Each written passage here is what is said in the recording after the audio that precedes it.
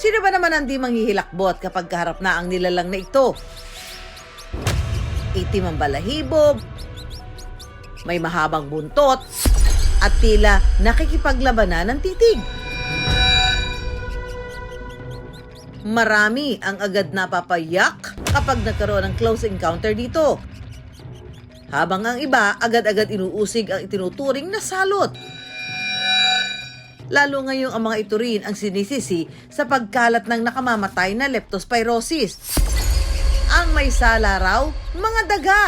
Ang daga po ay kabilang sa mga mammals. Nasa pamilyang Rodentia o tinatawag na rodents. Dahil ang daga po ay mataas ang immunity nila para sa sakit na leptospirosis. Kaya sa ihi po sila nakukuha dahil mismong sakit nilang mga daga sila nagmumultiply.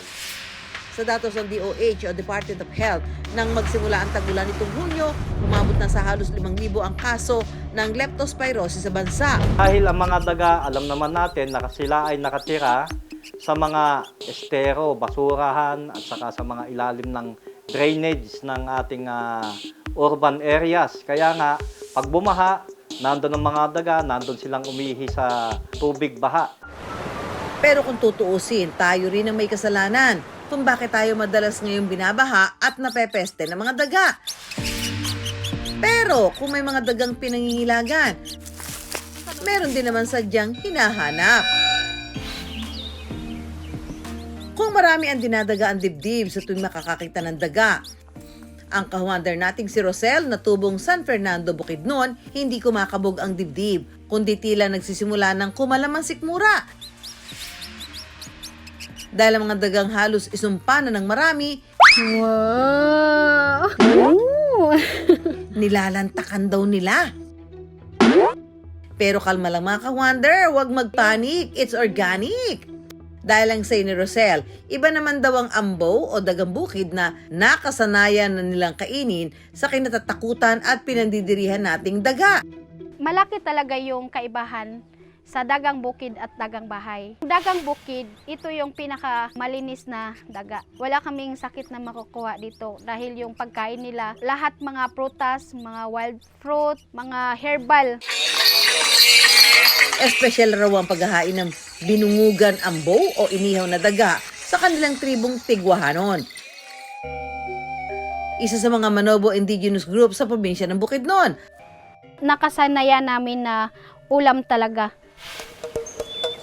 Ngayong araw, makikipaghagaran ulit si Rosel sa mga dagang bukid.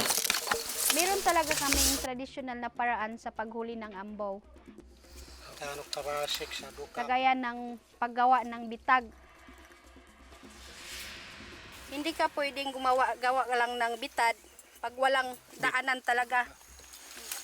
Itong bitag namin, pag maabutan pa siya ng 24 hours, hindi na namin mapakinabangan dahil mabubulok na talaga siya.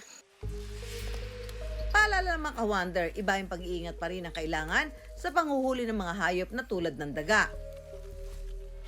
Ayon sa animal expert na si Dr. Noel Manalo, kahit pa dagang bukid o ambo, maaari pa rin magdulot ng sakit tulad ng leptospirosis at posible ring nagtataglay ang mga ito ng rabies.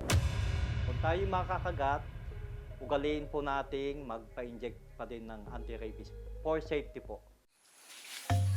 Ito na yung daga.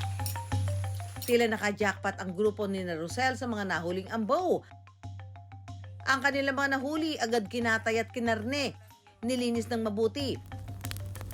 Saka isinalang sa nagbabagang apoy para madaling matanggal ang mga balahibo nito. Tanggal na siya.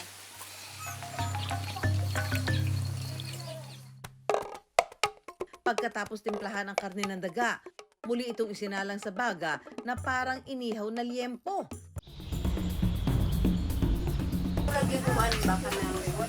Pagkaraan ng ilang sandali sa ihawan, luto na raw ang binungugan ambo o inihaw na dagang bukid. Sa kanilang kultura raw, ang pinakamatanda sa tribo ang maghihiwa at magpapamahagi ng mga parte ng ambo.